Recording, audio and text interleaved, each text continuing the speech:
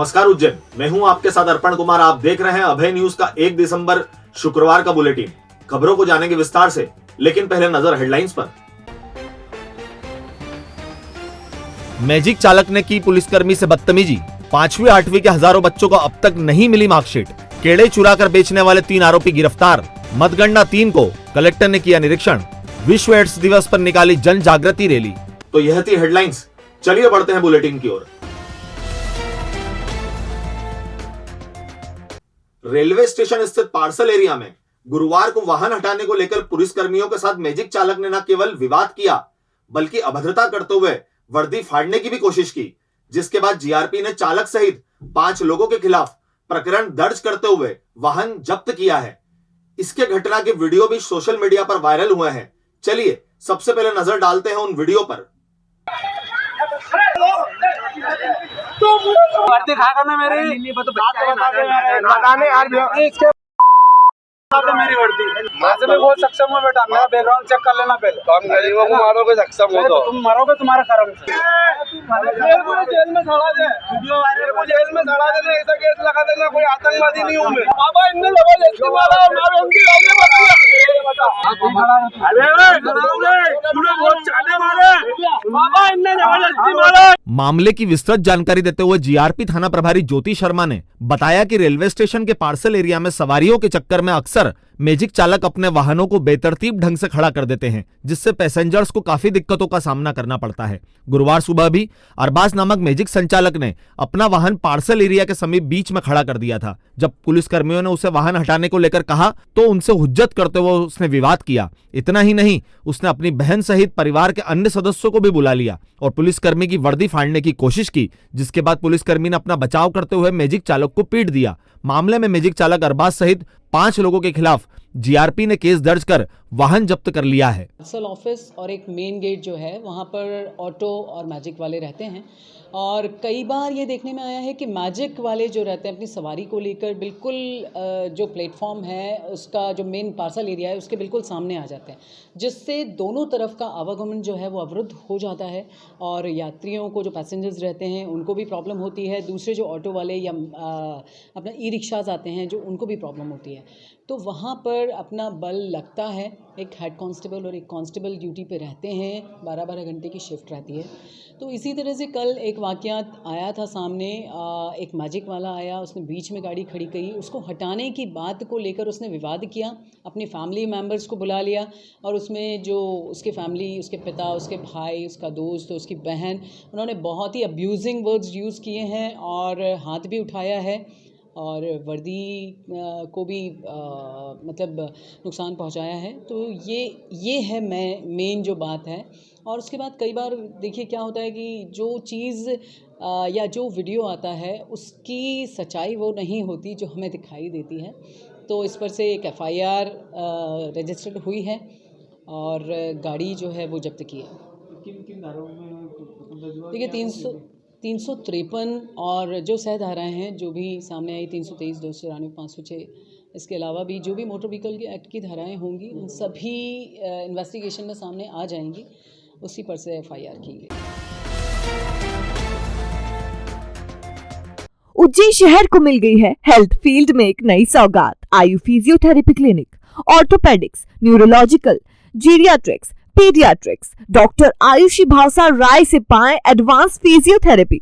तो फिर हो घुटने, कमर या जोड़ों का दर्द, साइटिका, लकवा, सर्वाइकल, डिस्क का खिसकना या हो कोई दर्द, झुनझुनियाना या सूनापन, ऑपरेशन के बाद की जकड़न, गठिया, वेरिकोज वेन, वजन कम करना, लिगामेंट इंजुरी या हो कोई भी समस्या, सबका मिलेगा बेहतरीन इलाज। आयु फिजियोथेरेपी क्लिनिक पर आपको मिलेंगी अन्य सुविधाएं भी, जैसे laser therapy, electrotherapy, manual therapy, joint mobility, spine mobilization, acupuncture, exercise, gait training, compression therapy. आज ही विजिट करें आयु फिजियोथेरेपी क्लिनिक। हमारा पता 13 गोला मंडी गुरु मंदिर के पास, माहेश्वरी धर्मशाला के सामने। संपर्क 7354881990। समय सुबह 9 से रात 9 बजे तक।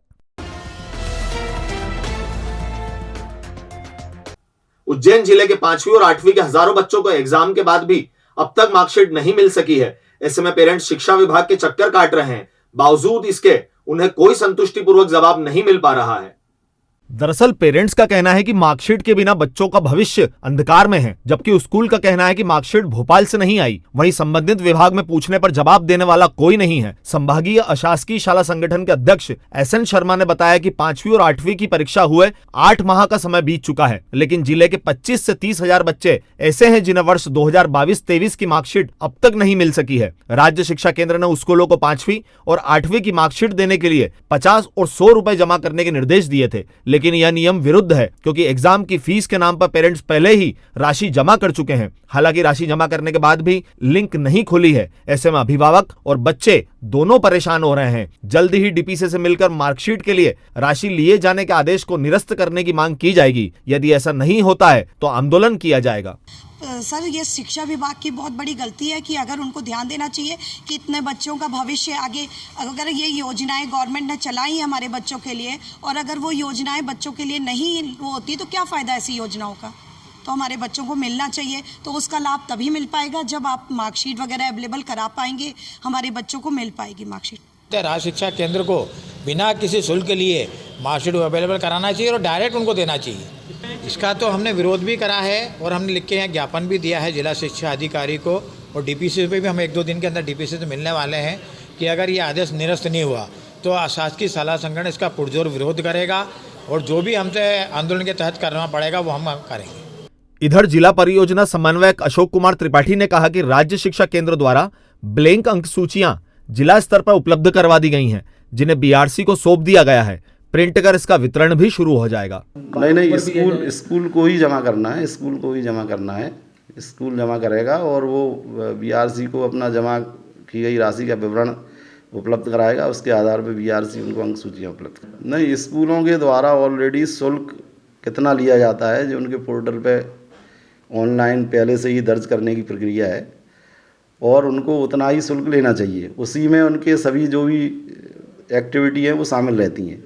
तो उसके अलावा अगर वो शुल्क ले रहा है तो ये ठीक नहीं है। इस प्रकार की अगर शिकायत आएगी तो उसकी जांच करवाई जाएगी।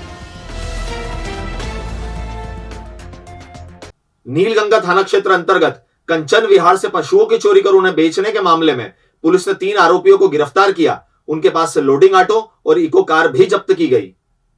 दरअसल 28 नवंबर को अलसुबह करीब 4 बजे लोकमान्य तिलक कॉलेज के पास रहने वाले नरेंद्र यादव के 2 केड़ों को इंदिरानगर निवासी मोहित चौहान ने इंगोरिया निवासी अपने साथी दिलखुश और गोविंद के साथ मिलकर चुरा लिया था और बाद में उन्हें बेच दिया था।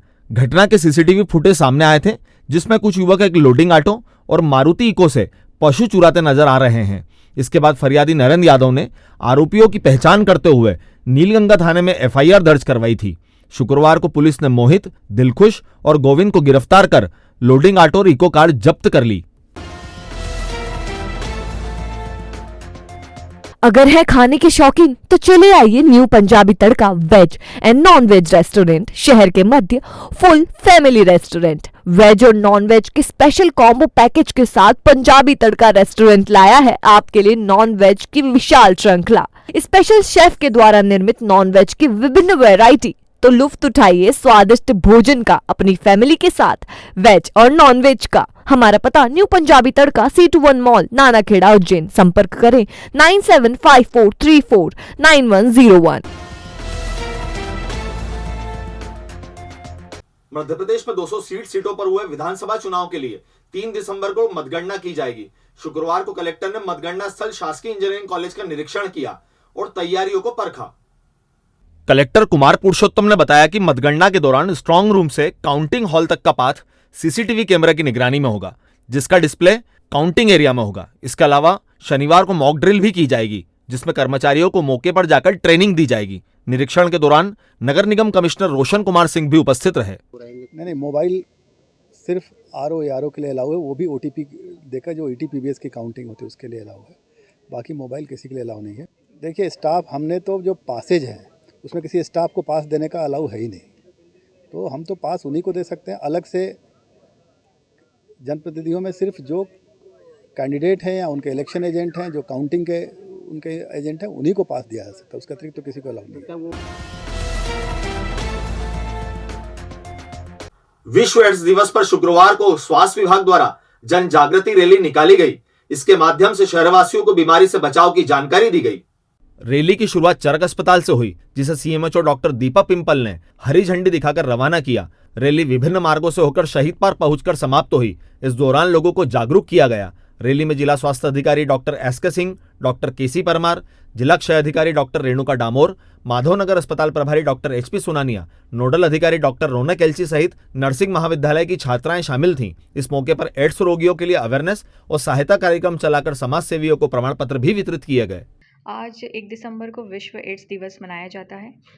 सबसे पहले तो मैं ये कहना चाहूँगी कि सबसे पहले यही सबके मन में सवाल आता है कि 1 ही तारीख को क्यों वर्ल्ड एड्स दिवस मनाया जाता है।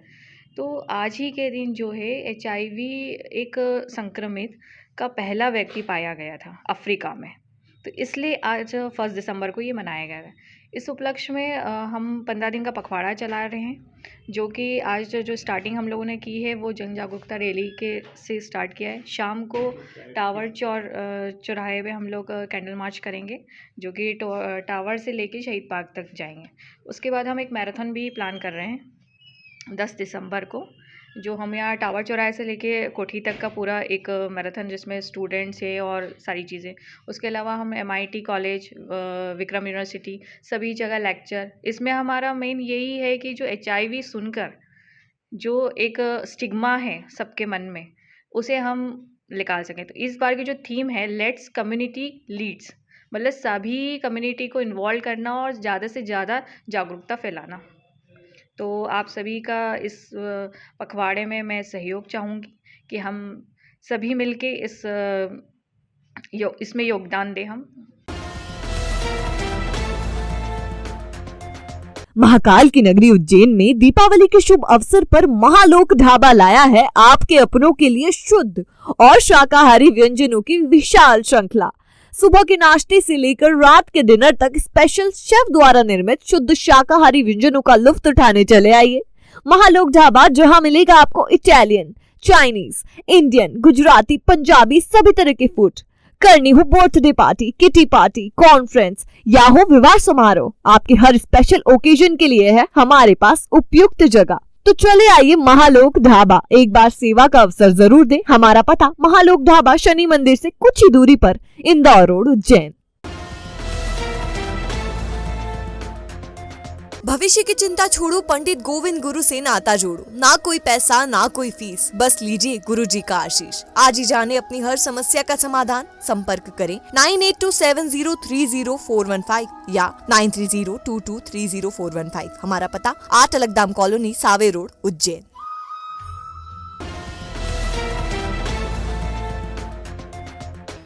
तो ये था अभय न्यूज का आज का बुलेटिन। यह आपको कैसा लगा, इसका फीडबैक हमारे कमेंट सेक्शन में जरूर दें। फिर मुलाकात होगी नए बुलेटिन के साथ। तब तक के लिए नमस्कार।